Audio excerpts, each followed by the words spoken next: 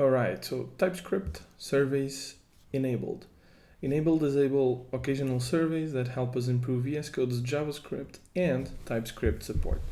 Now this is a little box that shows down here, and it asks you if you want to give some feedback about your TypeScript experience. And if you do press OK or accept or yes, I want to go to the survey, you'll be presented with something like this. A few questions that the VS Code team asks you to know about your experience. And this is pretty much it. Well, I guess this is okay for me. I'm not, usually VS Code is not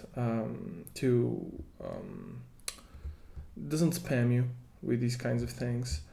So I'm going to leave this one set to true because I have not yet been asked to fulfill this survey.